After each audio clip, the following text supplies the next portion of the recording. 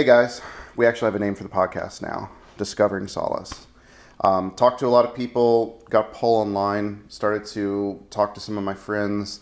I even prayed about it, trying to figure out what name I should use for this podcast, and everything ended up on Discovering Solace as the new podcast name. So that is what we are, and we're here with guest number 2, Seinna. So, Seinna, why don't you give some basic information, name, age, and what's your hobby? So my name's Seinna. We don't have to give my government age, but I identify as 21. For how many years? 21. Doesn't matter. Yeah. My hobby is I ride horses. I crochet. Mm-hmm.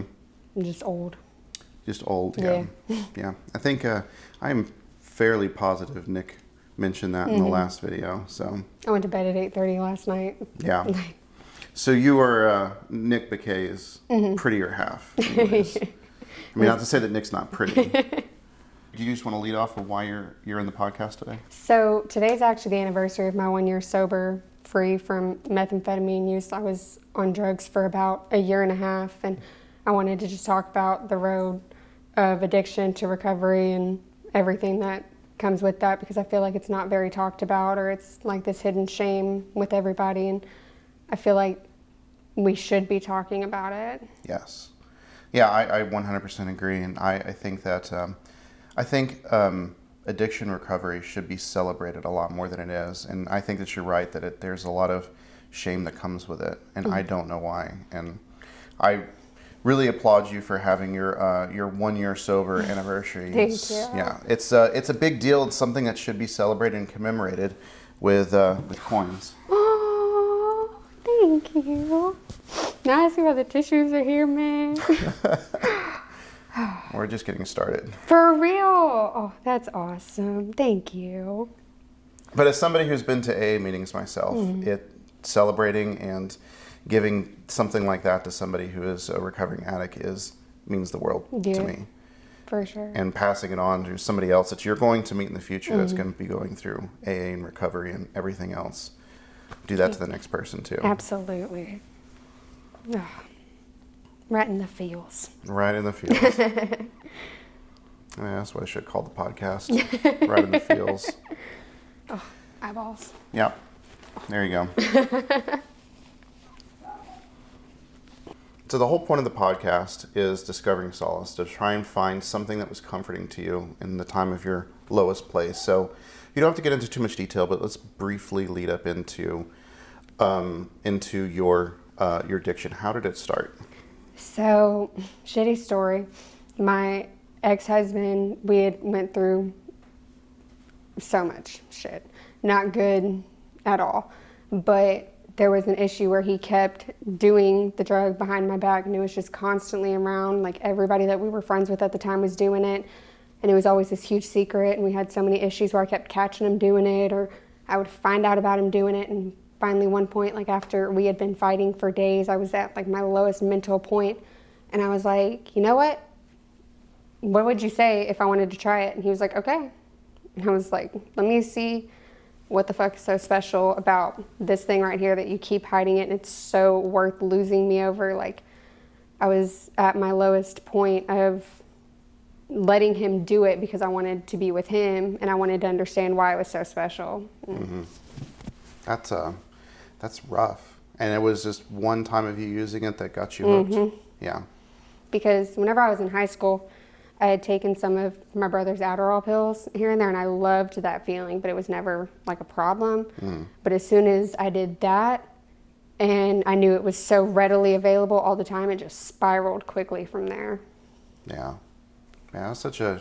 I don't love hearing stories about like how it starts, but it's very interesting to hear stories about how people start, because it's just one use and that was it, and it was all over with. And everyone's story is slightly different than that, but that's rough. So how out of control did it get from when you started that? So like, I don't know, like I was using it handfuls of times a day. Like, I would use it while I was at the barn in the bathroom with my family right outside the room. I would have it in the car with me and not tell them. Like, they all had an idea, but they didn't know for sure until the day that I decided to get sober, is whenever it was confirmed, their thoughts about it. Nobody had proof except for the fact that I lost 30 pounds and my face was sunken in and everything. But yeah, it was pretty bad. Yeah, you don't exactly have 30 pounds to lose. At the time, at my lowest, the day I got sober, I weighed myself and I was 78 pounds. Man. Yeah, that's just a skeleton. Yeah, I was wearing like size 0 jeans with leggings underneath, and they still looked baggy on me. Like, it was rough. Yeah. Wow. So how did you have an intervention, or did you just come forward to your family, or?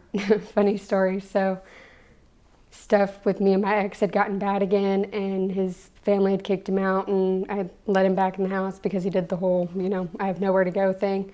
So I was like, okay, you can stay here, but it's not like permanent by no means. And whenever he was there, we started doing it. We got into another bad physical altercation. I told him to leave. My parents showed up. And whenever my parents showed up, his first idea was to tell my parents that I was on drugs, thinking that that somehow made stuff better for him. It didn't work then? No. So he got arrested, and my mom had an intervention with me late that night, early morning. It was like midnight. And she's like, if you have two options, either you can get sober by yourself and you can do it by yourself, like I won't send you to rehab, or you're going to come and live with me and you're going to go to rehab, but you got to give up everything, like your house, your dogs, because she has dogs and I couldn't take my dogs over there because they would fight.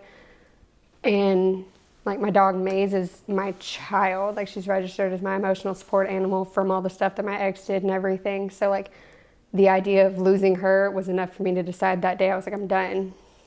So you just quit cold turkey? Wow, man, that's rough. Yeah. So what was the recovery like for that? The first 3 days, I was a raging bitch. I was either asleep or I was angry at the entire world, or I cried for 3 days. And then after those 3 days, whenever I'd wake up, I was real shaky and I had the worst headache and I was throwing up. And then after that week, it started getting better. I would still have my days where I craved it, or like I'd think about it, or I'd contemplate going to get it. But I was like, no, because especially now that I'm getting clean and my family knows that that's what I was doing, they'll be able to tell immediately. Yeah. Yep, yeah, because they're having a much more watchful eye over you. What was it like when you were in the midst of this addiction? Did you ever see a way out? At the time, no, just because where my mindset was is I wanted to be with him for some stupid reason, whatever, hindsight's 20/20, but it was just so much surrounding everything that we had going on at the time. Literally everybody we were around was just on it all the time in some kind of way or another. There were people that were shooting it, eating it, smoking it. Like, it was just constantly there. It became normal. It was like people having like a drink, like a water bottle sitting next to them. And like literally there would be meth pipes everywhere just chilling. And so just in that moment, it seemed like it was the thing. It was normal. Right. Yeah, I think environment and who we surround ourselves with make a huge part of who we are as a person. You start hanging around horse people, then you're going to become a horse person. But yeah, that's why I think it's really important to choose our friends very wisely and very carefully. And the Bible makes that pretty clear as well. They have a lot of good examples of who you surround yourself with is a really, really bad idea. Or it could be a good idea. On the friend subject too, me and my mom were talking about this just last night. Like, I firmly believe if you're around anyone and they offer you any kind of drugs, those people are not your friends. No, they're not, yeah. Like, regardless of if they know that you've been in recovery or anything, like if somebody was to offer me Coke, even if that wasn't my thing, like, you shouldn't want your friends to go down that road knowing where it could potentially go. If you want to do it, and that's your thing, you're okay with it, that's fine. But I don't agree with anybody trying to offer it up to people. Like, that's just like a sick, twisted place in somebody's mind, honestly, to me. It's a drowning man scenario, that the drowning man will try and always pull you down, too. They're not going to try and uplift somebody else. They want somebody to join them on that level. And that's all the people that I was around at the time. Like, I would want to do better for myself, but they would see that I was stressing about my family starting to figure out, and they were like, no, you're fine. And they would like downplay everything and give me more dope. And I'm like, looking back, Right. I mean, it's just disgusting. Yeah. Yeah, like you said, hindsight is 20/20. Yeah. It's easy to see the situation that you're in when you're not in the situation anymore. Exactly. Yeah. So, did you get in trouble with the law at all? Never got arrested or anything? Thank God, no. Yeah. How long total were you addicted for? A year and a half. A year and a half. Wow. That's with like heavy use. Right. So that's from the day of the first to the day of the last. Yeah. Okay. All right. So I guess today, a year ago, that's when your mom confronted you about either move in with her and get rid of the dogs or stop cold turkey. So technically she told me on June 15th, and so I count my sobriety date as the very next morning whenever I woke up, because I used on June 15th before Okay. everything happened. Okay. And so that morning, whenever I woke up is whenever I didn't do anymore. Right. Yeah. Okay. That's good. So did you ever attend AA meetings or anything? You was just hanging around the family, hunkering down, and Yeah, literally like going to the barn all the time. We have ladies' Bible study that's on Tuesdays. I would go to church with my family every Sunday, and I was going to the barn 2-3 times a day. yeah. And I would go to dinner at my mom's house, and it was just like, that was like my meetings, because my mom's a recovering addict too from before me and my brother were born. And so she knows like the signs that to look for. So I was just around them constantly, especially that first month. Because at the time my brother lived right next door. He lives with us now, but you know, he was always coming in and checking on me, especially those couple of days whenever I was sleeping and stuff like that. But yeah, I was just constantly surrounded by them, because I knew that first week I was very vulnerable and I could easily go back and just throw that away. Yeah. Yeah. That's the easiest time for you to have a relapse, is that first couple of weeks or a month or so. Yeah. That's tough. That really is horrible. But we're at a year now. Exactly. Yeah. It's crazy. It trips me out. Like, I woke up this morning and I read Nick's message that he sent me at midnight saying that he was proud of me, and so I cried. And then I smiled and I got all giddy, and I was just like, I'm a bucket full of emotions today. Like, Yep. That's good though. I mean, happy crying is some of the best crying that you can do. So that's good. But yeah, Nick is, he can be sweet when he wants to be, can he? he's always sweet to me. Oh, wow. I guess that's the cost it is when you're prettier than me. He's not always sweet to me. So, how have you mentioned like working with horses and going to your barn and kind of escaping the world to do that.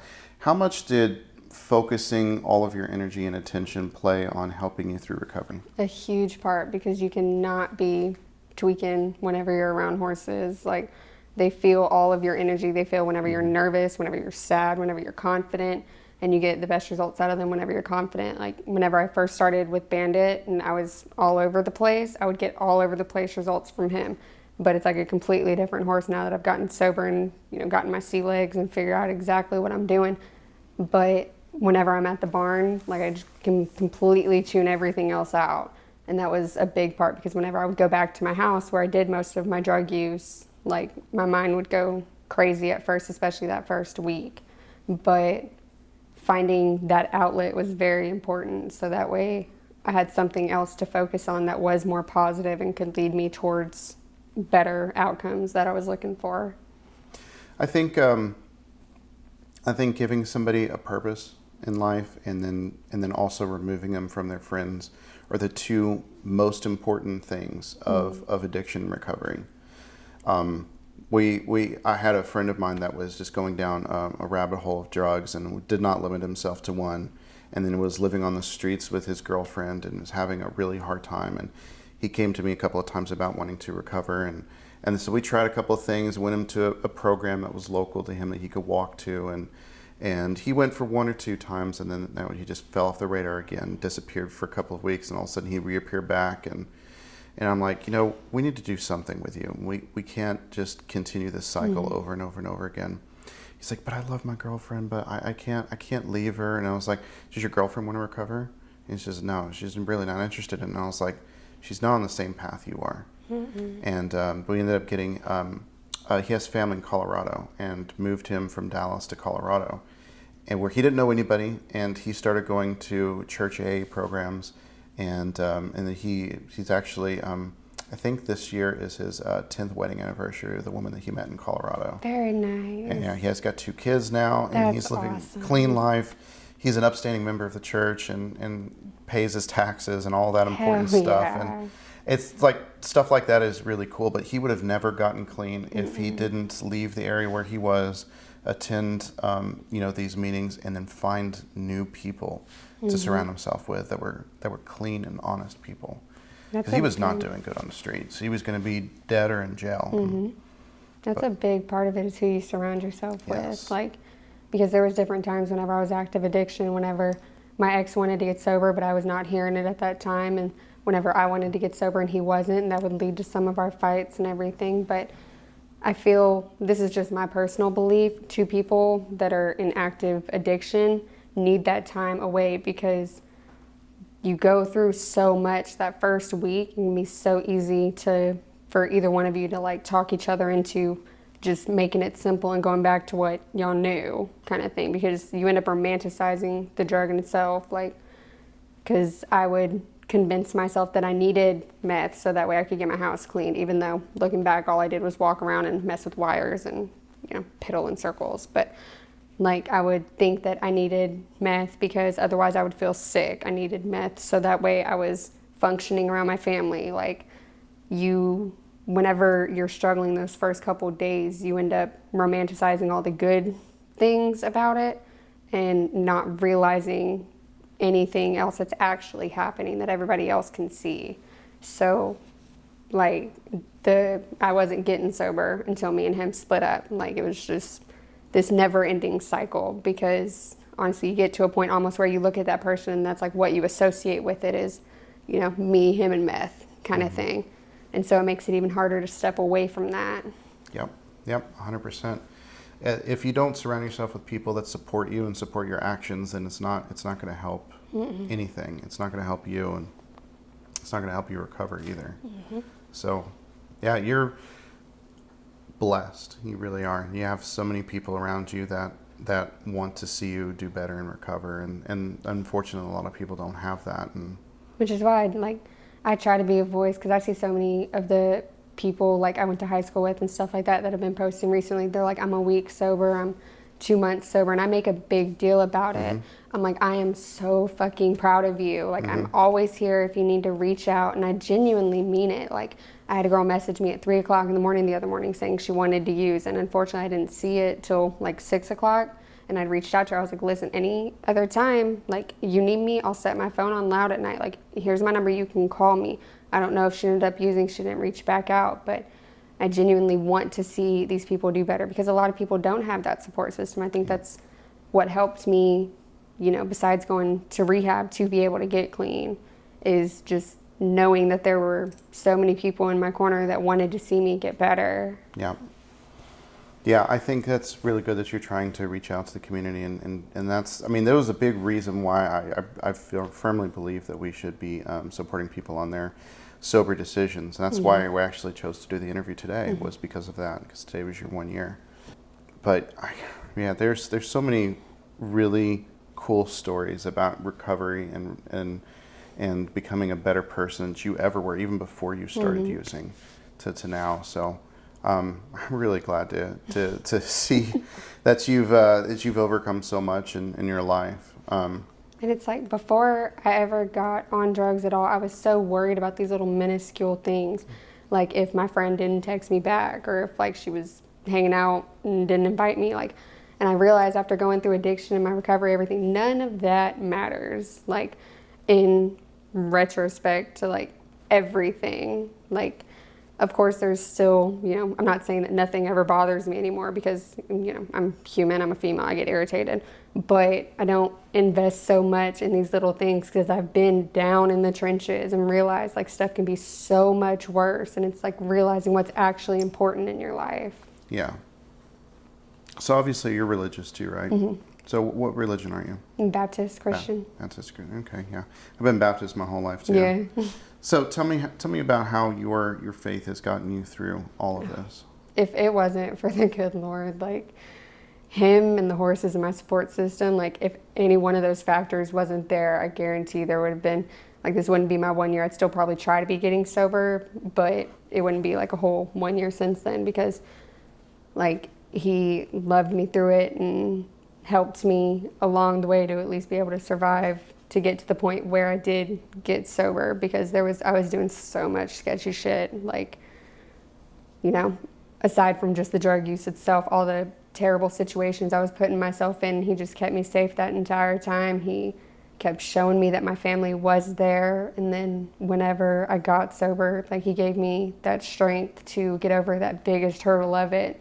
And then ever since then, the blessings have just been overflowing every day. So you think that there's a possibility that God used that as a learning tool for you?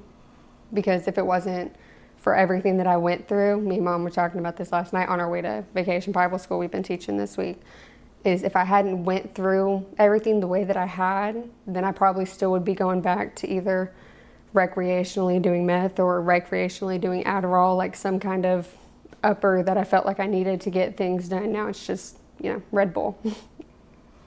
So, you mentioned a little bit that you do Vacation Bible School with your horses, right? And No, Vacation Bible School's at my church. Oh, okay. Okay, Yeah. so you volunteer for that too. So do you think that volunteering for your church played a role in any of this? Yeah. Did you volunteer for church while you were using? So last year, actually, because we had Vacation Bible School around the same time, I remember the first day I was still using, and then everything happened, and then the rest of the week I was struggling, going through withdrawal and everything, but I was still there. And that of course was tough, but I didn't ever take it out on any of the kids. It was one of those, my mom taught me time and place, and so I was able to put on the brave face even though I was going through it.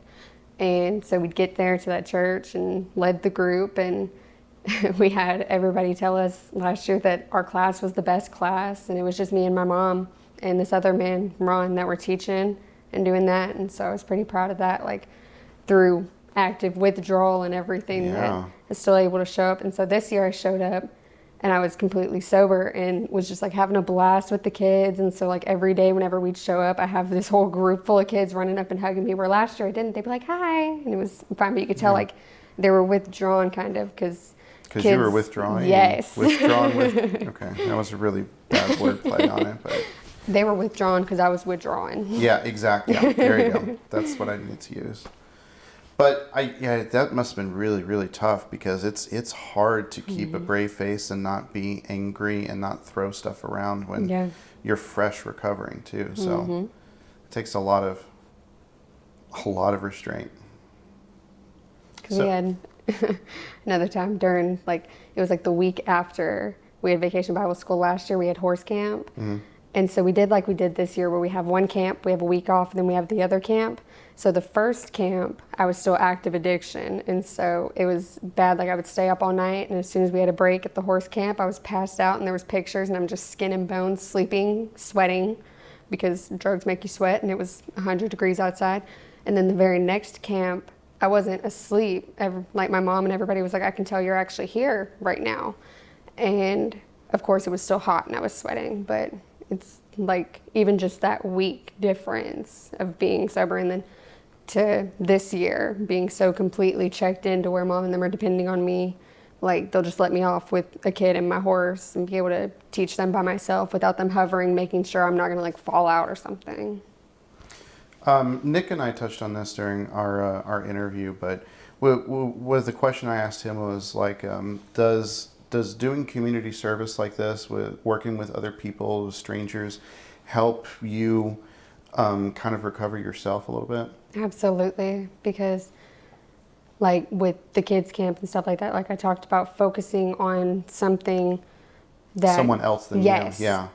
Because in that moment, again, I talked about, you can't be off in la la land, or else something could happen to that kid, and that's your fault, because those parents are trusting you with their children. There's no excuse for me to be checked out, withdrawn, anything, and their child falls off a horse because I'm not completely there.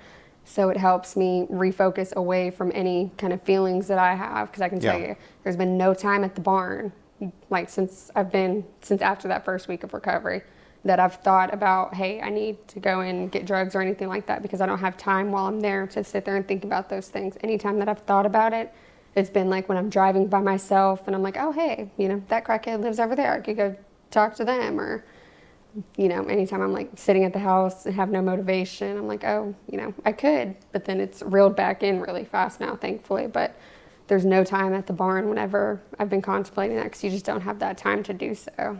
Yeah, I think that brings me back to one of the original points I made about how service and a sense of purpose will help you lead a better life. Even if you're not addicted to anything, even if you're not recovering from something, just having something to do, having a goal in mind, always having that carrot in front of you that you're always trying to work towards, all of that makes you a better person. Because it gives you something to strive for versus being okay with being like stationary. I mean, the phrase that idle hands do the devil's work is a real thing, and it's not something that should be taken for granted. If you're not doing anything, then you're gonna have a hard time. You're gonna have a hard time struggling about what do I do with my life. Well, now I'm kind of bored. Let's do this. Let's and it just spirals down and gets you in the rabbit hole. So if you have a message to somebody that is currently in addiction or currently in withdrawals or currently doesn't see a way out of their situation, what would you tell them? The biggest thing is just to remember why you started. It is going to push you through and get you to that end goal. And I promise it's so worth it on the other side. That first week, 2 weeks, however long it takes you to get sober, it's hard, very, very hard. But I promise on that other side, it's so much more beautiful when you find your life again, and life is worth living without worrying about all that extra stuff. Purpose and meaning are something that I think a lot of people from our generation lack. Something that I think we need to get back to, and something that I think that that a lot of people can find that with religion. God can give you purpose and meaning faster than your friends or your family or your children can. Because you can rely on him. We're all human and we all fail or we all disappoint in some kind of way. But he never fails. He never disappoints. If something doesn't go your way, it's because he's got something better planned for you. He always has a lesson to teach you. And sometimes the ones that we need to learn are the ones that we don't want to learn. So it becomes one of the hardest lessons, but it's the biggest blessing. Yeah. Well, I want to thank you so much for coming to the podcast and telling your story. I know it was not easy, but I'm glad that we were able to do it on your 1-year anniversary day. Thank you for having me. This was a good experience. Yeah.